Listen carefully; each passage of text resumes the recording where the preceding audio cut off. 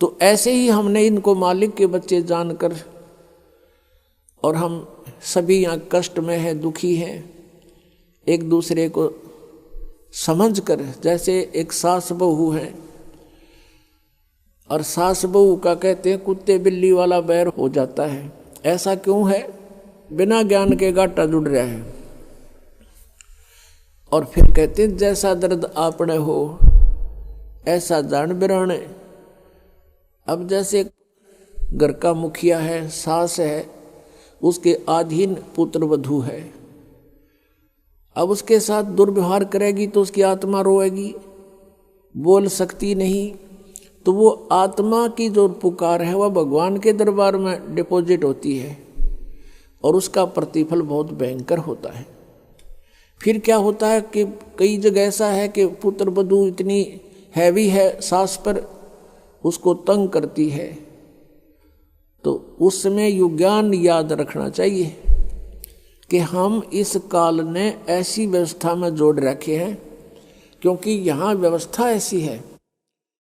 अब जवान बच्चे का और बुढ़े का कभी भी मेल नहीं मिले, ना मन मिले, ना व्यवहार मिले, ना विचार मिले, और फिर रहना इकट्ठा, सास और बहू ने इकट्ठा रहना और कति विचार नहीं मिले, यह गारंटीड बात है।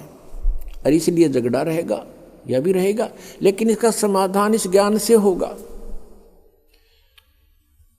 देखो कोई भी घर में हानि करके प्रसन्न नहीं हुआ करता, कोई भी नुकसान करके राजी नहीं, लेकिन हो जाता है। और फिर उसके ऊपर एक दूसरे के साथ खींचातानी करे, तूने ऐसा कर दिया, तू ऐसा करता है, ये करता है। को बालक है उसने प्यार से समझा दे, लेकिन नुकसान जो होना है आपके भाग्य में पूर्व निर्धारित है, वो होके ही रहेगा। और वो नुकसान तो हो लिया और फिर वो झगड़ा बाकी रह गया, बेमतलब की टेंशन। जब आप परमात्मा की शरण में आ जाओगे ये हानि भी नहीं होगी आपके, सत्कर मान लेना। और इस ज्ञान से जब यो मन बकवाद करेगा, इस ज्ञान रूपी लगाम से यू रुकेगा।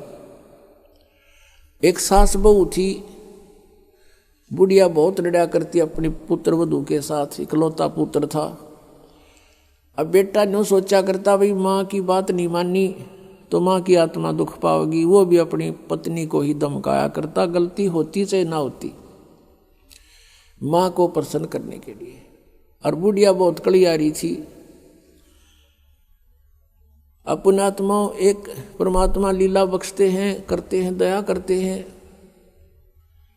एक बहन सत्संग में जाया करती थी, बुढ़िया माई, वो उनके घर चली गई, कुदरती परमात्मा भेजते हैं। और वह बुढ़िया लाग रही कति श्लोक सुनान, अच्छी बूंदी कहना अपनी पुत्र वधू को, और वह बेचारी बोल रहा नहीं।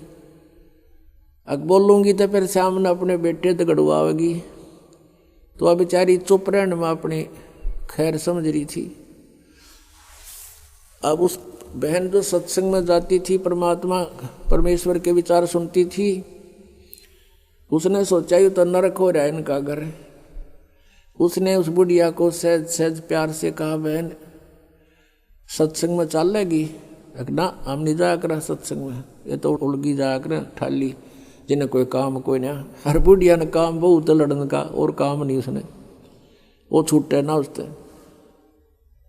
उसने फिर दूसरे तीसरे दिन फिर कहा कि आए एक बार मेरे साथ चल, कोई भी ना रही मेरे साथ चलने वाली, और मैं अकेली रहेगी, सत्संग में जाना है, जल्दी आ जावांगी।